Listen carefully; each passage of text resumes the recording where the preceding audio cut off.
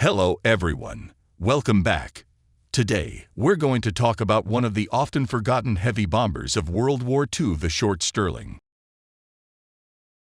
As the first four-engine bomber used by the Royal Air Force, this aircraft initially served as the backbone of night bombing missions over Nazi-occupied territories. However, despite being a major step forward in the development of British heavy bombers, the Stirling had several drawbacks that led to its rapid replacement by the Avro Lancaster and Handley Page Halifax.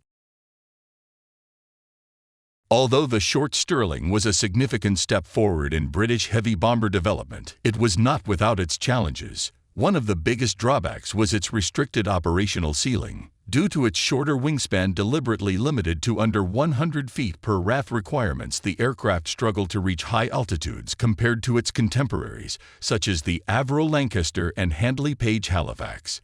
While these aircraft could operate at 20,000 to 25,000 feet, the Stirling often found itself limited to around 16,000 feet when fully loaded. This made it more vulnerable to enemy anti-aircraft fire and night fighters, which were particularly effective at lower altitudes.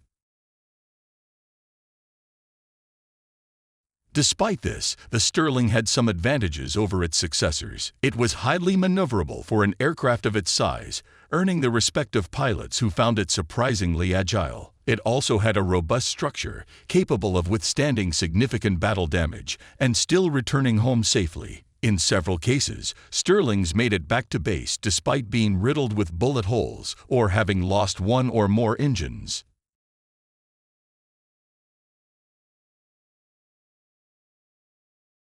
Initially deployed as the Royal Air Force primary heavy bomber, the Stirling participated in numerous night bombing raids over Nazi-occupied Europe, targeting industrial sites, railway hubs, and military installations. However, as early as 1942, its limitations became evident. Its relatively short range meant that it could not reach deeper targets in Germany without refueling or carrying a reduced bomb load. Moreover, the emergence of the Avro Lancaster in 1942 and its rapid adoption into Royal Air Force Bomber Command led to the Stirling being gradually phased out from frontline bombing roles.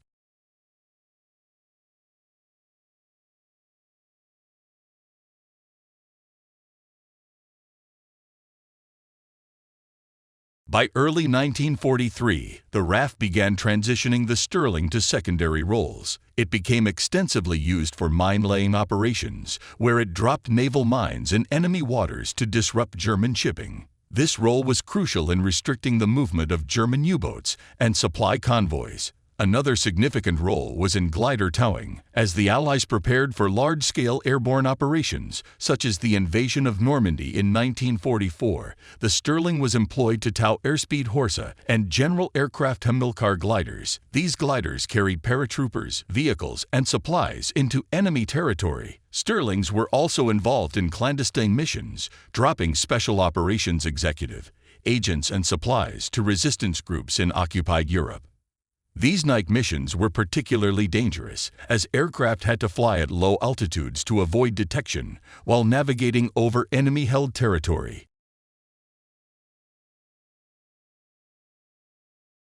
When compared to the Avro Lancaster and Handley Page Halifax, the Stirling was often seen as the least capable of the three. The Lancaster, with its superior altitude performance, heavier bomb load, and longer range, quickly became the Royal Air Force preferred heavy bomber. The Halifax also outperformed the Stirling in key areas, though it remained in service longer than the Stirling in bombing roles. One of the Stirling's most significant disadvantages was its bomb bay design. Unlike the Lancaster, which could carry large bombs, such as the 4,000-pound Cookie or the later 12,000-pound Tallboy, the Stirling's bomb bay was divided into smaller compartments, limiting the size of individual bombs it could carry. This significantly reduced its effectiveness against heavily fortified targets, such as submarine pens and industrial complexes.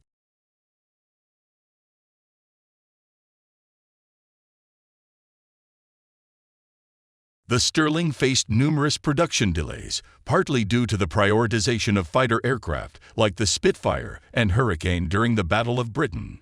Additionally, the German bombing campaigns targeted British aircraft factories, further slowing output. The Short brothers' primary manufacturing sites in Rochester and Belfast were both hit by Luftwaffe raids, causing disruptions in production.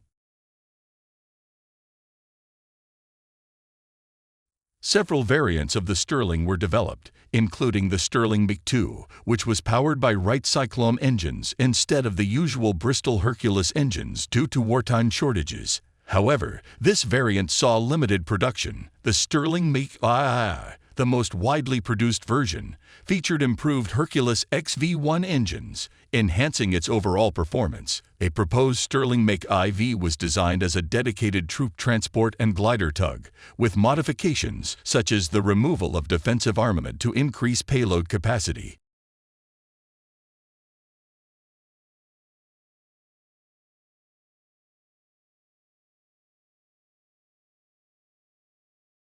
By 1944, the Stirling was largely retired from bombing missions, with the Avro, Lancaster, and Halifax taking over those duties.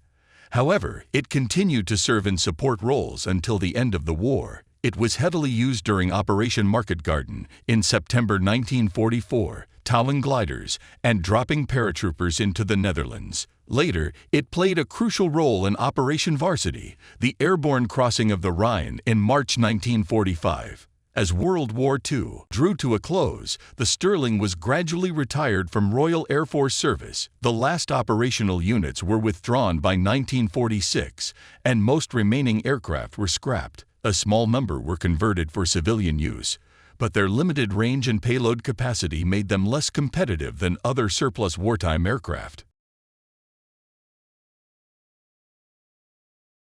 Despite its shortcomings, the Short Stirling played an important role in the early years of the Royal Air Force strategic bombing campaign. It paved the way for more advanced heavy bombers and contributed significantly to a variety of missions beyond traditional bombing runs. Though overshadowed by the Lancaster in historical memory, it remains a key part of Britain's aerial warfare legacy during World War II.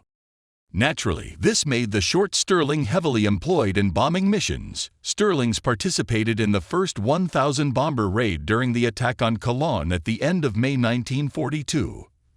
From the spring of 1942, the number of Stirlings in service steadily increased, peaking at 20 squadrons in 1944. By May 1943, bombing raids on Germany often involved over 100 Stirling bombers at a time. Remarkably, Stirlings flew a total of 14,500 sorties, dropping 27,000 tons of bombs, but at a terrible cost. Despite being a rugged design, losses were high. It was not uncommon for damaged Stirlings to limp back to base in conditions that would have been fatal for most other aircraft. In one instance, a Stirling collided head-on with a German fighter over Hamburg, but still managed to return safely.